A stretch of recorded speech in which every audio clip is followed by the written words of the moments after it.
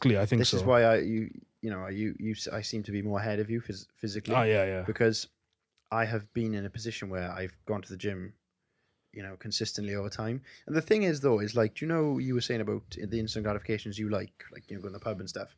None of that, none of that appeals to me. If I am set on an objective, so with the club iron thing now, the reason I am so ambitious is because I have set my mind on an objective. And once I put my head to that, nothing else matters. Once I'm like, right, Al, I want to do this, I want to do this, I want to do this, I want to do this, nothing else matters. And I don't find any pleasure in those gratifications then from like the pub and stuff.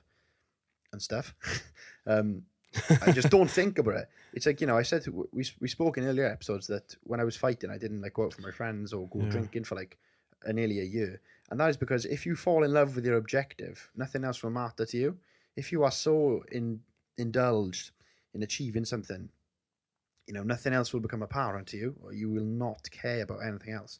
I don't think like these top level athletes, Kobe Bryant, Cristiano Ronaldo. I believe Cristiano Ronaldo doesn't actually drink any alcohol. Curious Grizzly. Yeah, Curious Grizzly. Bob Sapp, if any of you know who he is. I don't think Al does. No. These top athletes and they are very successful people. Not only physically successful, financially successful, but in their business and life, in their lives too. Yeah, in all aspects of their life, they will say to you that once they are headstrong on a goal, they do not care about anything else. Nothing else matters. Yeah, that's a very common thing among athletes, especially. They have that real laser beam focus. And I'm not saying I'm an athlete. What I'm trying to say is I believe I have the consistent mindset of a very successful person, and that is why I'm so sure that I'm going to be successful. Because to me now, nothing else matters besides this than what we're doing right now.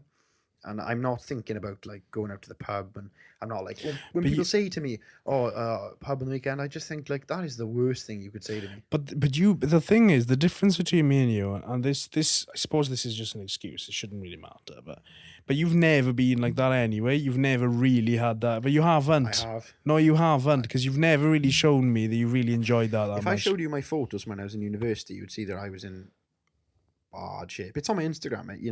If you check on my Instagram at Math Williams with 4 S's, plug, you'll see that when I was in university and I was going out all the time, I was in the worst shape of my life. And I think that instant gratification and failure go hand in hand.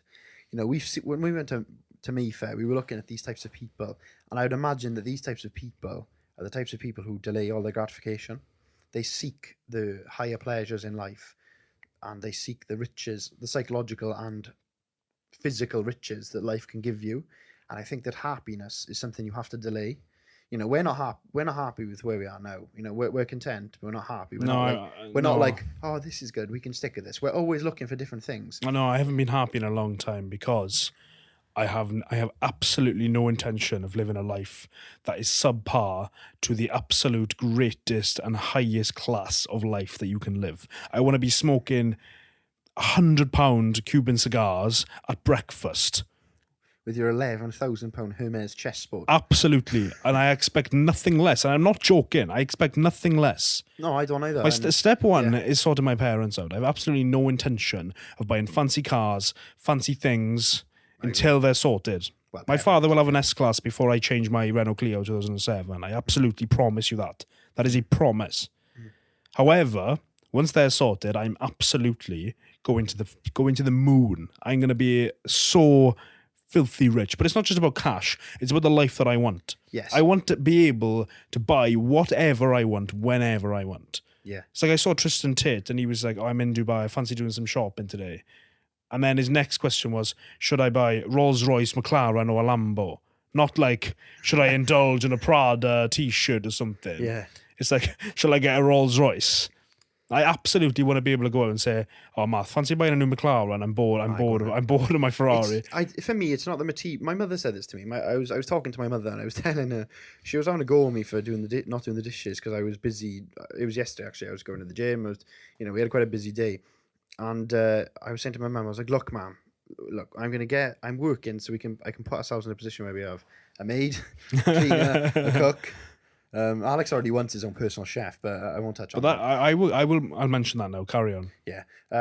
And I was saying to her mum, it's not. She was saying I was materialistic, and I was explaining to her, I was like, Mother, it's not the materialistic stuff I want. It's the choice to have the materialistic stuff which I seek. And I think freedom is a very big sort of measuring stick for success.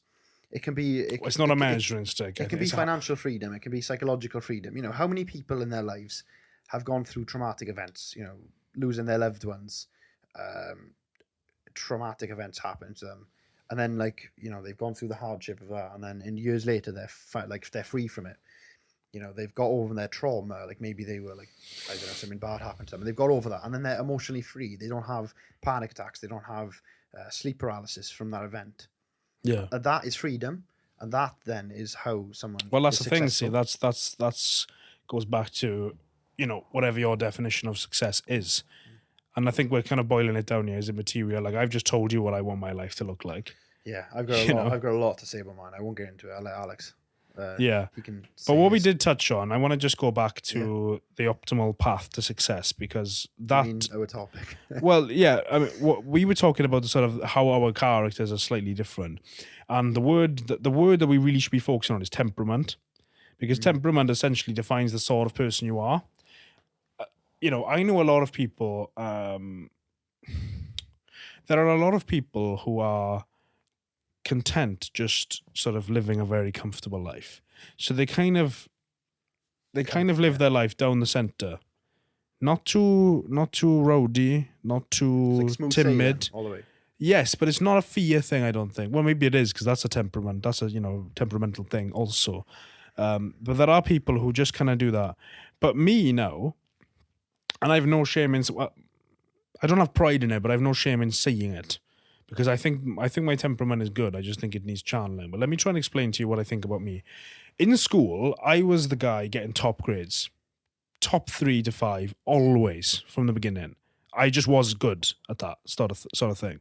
But at the same time, I was like the king of the antisocial crowd as well. Like, I would go and have a fag in the forest. Yeah, I've got a story about that.